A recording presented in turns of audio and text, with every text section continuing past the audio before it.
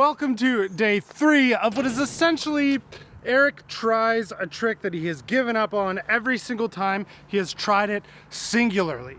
Every single one time it hasn't worked out, he's given up on it. And I must admit, giving a little more commitment, breaking tail whips down into very, very minute little details that I'm working on has really been paying off dividends, it seems like anyway, in my progress of actually making it happen. And wouldn't you know it, dang it, progress is so motivating and I don't want to discount it, so addictive. Last upload where we went and bothered Dan at the end of it, his bike is done by the way. I was throwing whips off of this, which is like not the greatest spot to do it. I found a better spot over there that I'll show you, but I was just kind of like landing beside them and just like, you know, it wasn't going anywhere. Now this has a little more transition, is a little more like what most jumps you would hit. So it's a lot nicer to come up here and try and do it fly out that way. So yesterday when I came out here, no camera gear or anything like that, I just brought my phone and the idea was just start trying to put that front foot on.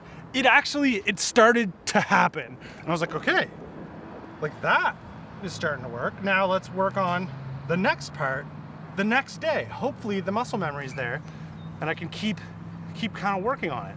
And well, like I said, progress is addictive. I'm not landing one. I'm probably not gonna land one today, but it's just getting that muscle memory, working on it slowly but surely.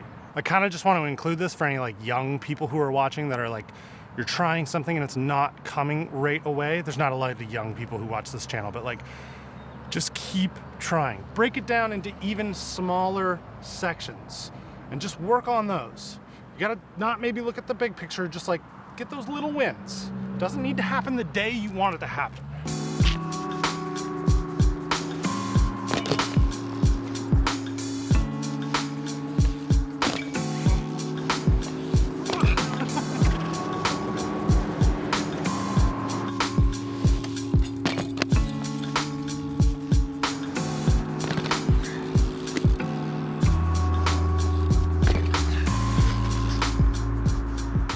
When that becomes totally dialed, you're putting your foot on the pedal every single time, then you don't have to think about it as much and you just start thinking about that back foot. You're like, okay, keep that off the ground.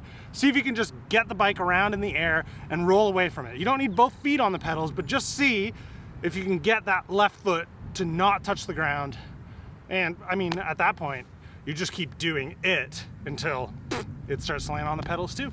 So like I said, that's not gonna happen today. I have to build that muscle memory with that front right foot, and then I can focus on the back. And it's really hard to do that all in one day. Focus on one thing and then switch to focusing on another. I find it's always better the day after, or like a couple days after.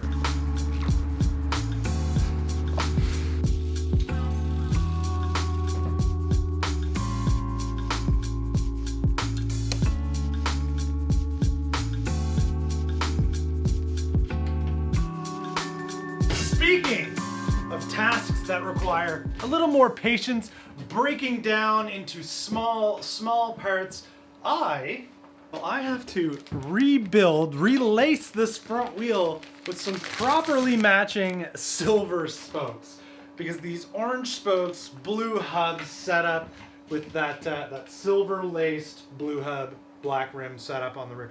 It's the last thing that my BMX needs to look fully and completely tidied and put together as much as it can be without buying all new parts. So the analogy of how I got like good and competent at building a wheel, like dialed and right every single time without having to look anything up, was a matter of taking my time, just slowly working away at it, breaking it down very much into individual pieces, little steps that I could understand on their own, and then put them all together for the big picture.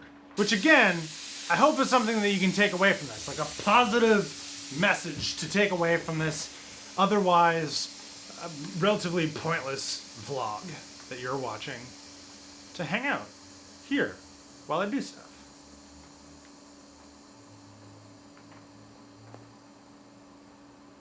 Man, that air stinks.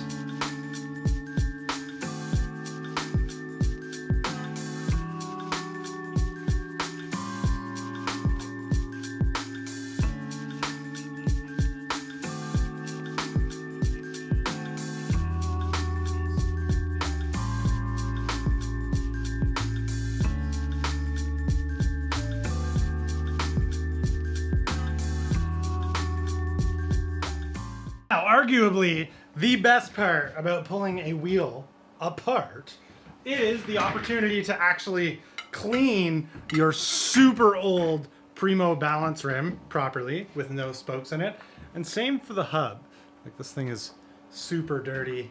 This will be the 4th time this Profile Mini is laced up to this same rim.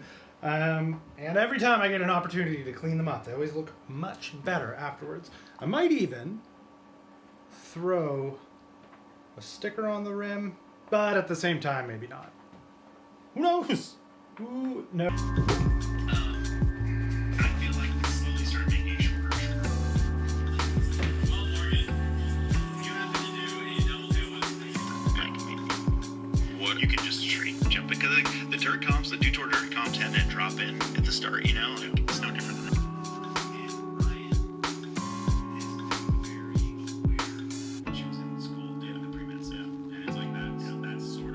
How sick is this? I remember doing the rear wheel and being like, I'm not sure about silver, but new silver spokes, clean blue hub. Oh yeah. Oh, it's gonna be. All right, let's just tension this. Let's just. Okay. These spokes were like a little long, whatever. I would go too long over too short every day of the week.